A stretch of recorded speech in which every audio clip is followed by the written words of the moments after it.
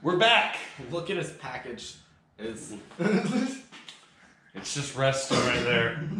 So, while we're waiting for him to make his way back here, we got some goodies that the car's gonna need, and they're not like fun goodies, but they're needed goodies. Motor mounts, among a few other things. So hoses, probably. Let's, yeah, that might be in there too. So yeah, we'll get this all unpackaged, go over what we have, and then start working on the needed little repairs.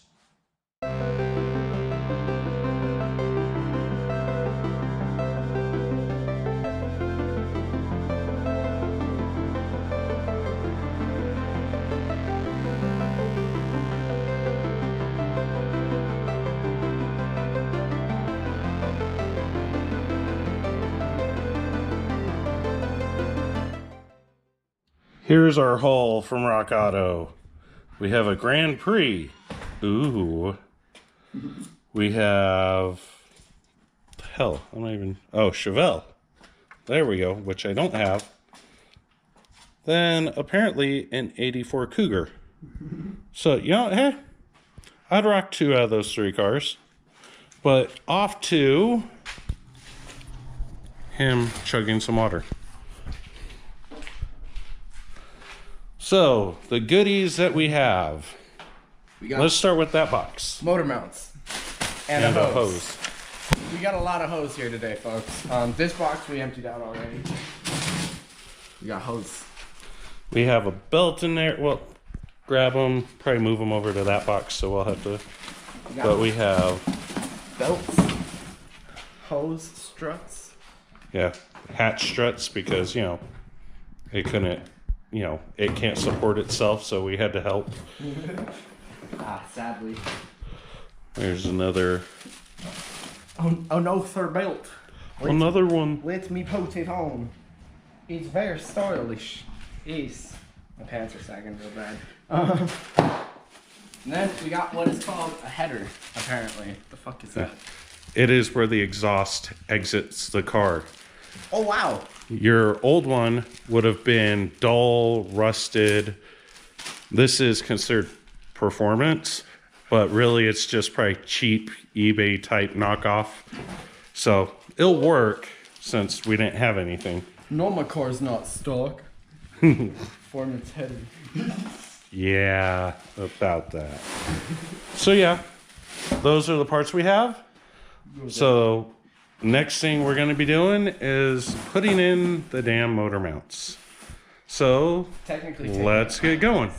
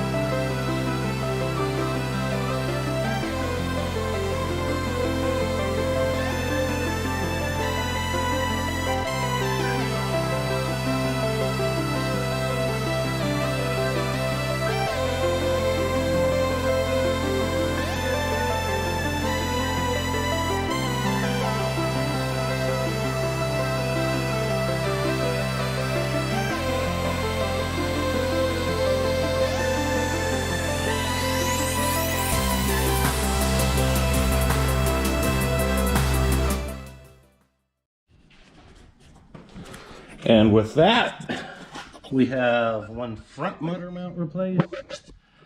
And we also have a rear motor mount replaced.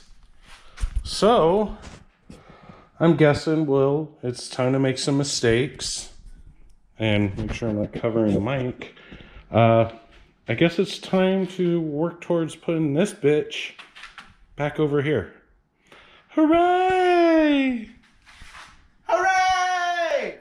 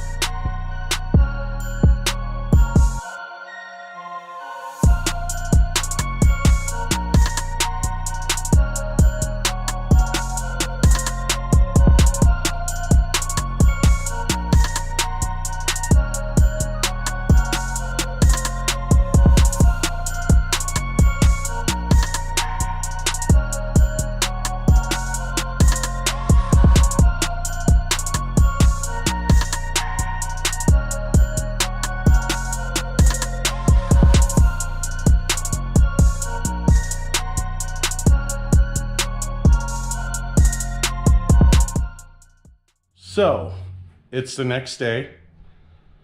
It did not go as planned by any stretch of the imagination. Some of the issues that we ran into, the CV axle would get sometimes in the way, but we figured out ways around that. But the front bracket that goes around this, when we lower it and we thought we had things in position, the bracket was hitting here, so we had no easy way to move it over. And anytime we were kind of positioning it correctly here, we'd have the crank pulley hitting here. So we're going to try one or two different things today. We're either A, going to remove this cross member and see if we can get the motor to kind of sit in and, you know, get it bolted up over there and over there. Then that way we can theoretically put the cross member in. My only concern with that is the rear motor mount right there. I'm not quite sure if we'll be able to align that bracket easily enough. We'll have to find out. So one of the bigger problems is as you saw from the video, we were trying to drop it in at an angle. Like, let's pretend the motor's this way. We're trying to drop it in that way. So then that way, this can come in under that motor mount because you got that there. So it's not like it's just gonna drop straight down. So yeah. And on top of that, due to how little clearance there really is with the CV axles, you need to put, or at least what I've seen, we need to put the driver's side axle in first as we're dropping it, lower it, and then kind of pull that CV axle out with the suspension a little to give some wiggle room. So yeah, that's where we're at. If that doesn't work, what we're going to do is remove the crank pulley. And with that, I bought that thing. 100 or 1,050 foot-pounds of torque. The electric impact wrench I have, I think is meant more for tires. And it's older, so I'm pretty sure it doesn't even do as much as it used to. And then bought that for trying to remove the crank pulley. But yeah, once my son finishes eating, we'll be out here, start working.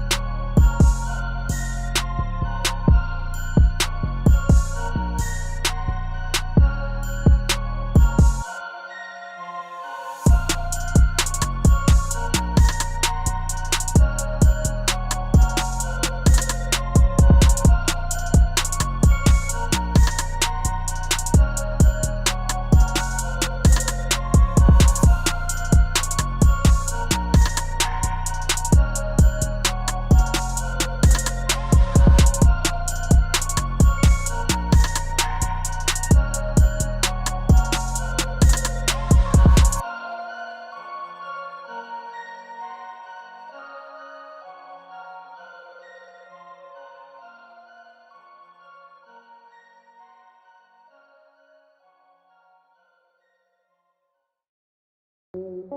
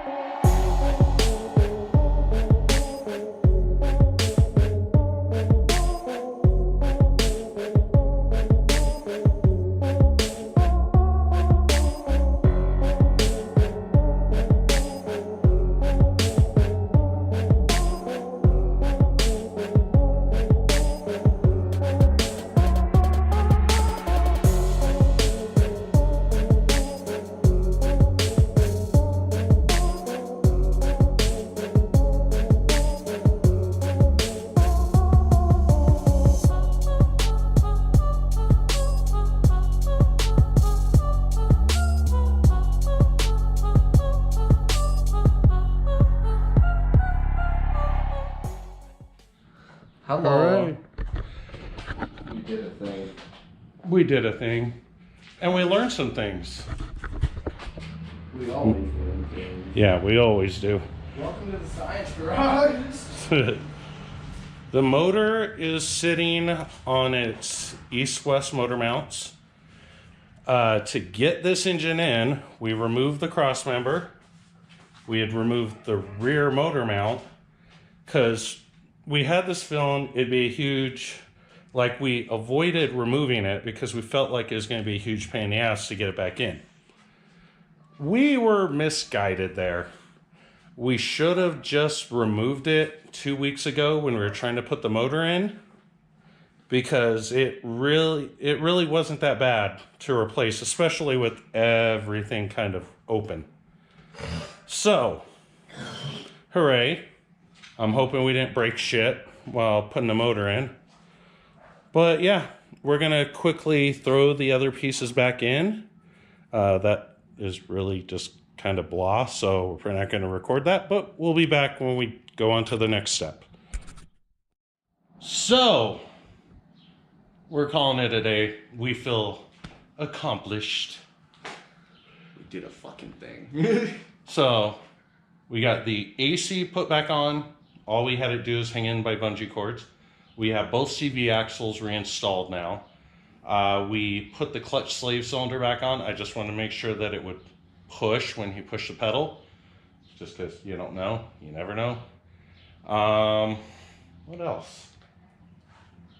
We did... Cross member. Oh yeah, we got the cross member back in, motor mounts. Like, they're all secure, good to go. And yeah, that's... Really, it's kind of a downward trend now. Really, it's just add more parts until we start adding liquid, and we've still got to flush the fuel tank. Or not flush, but at least drain it.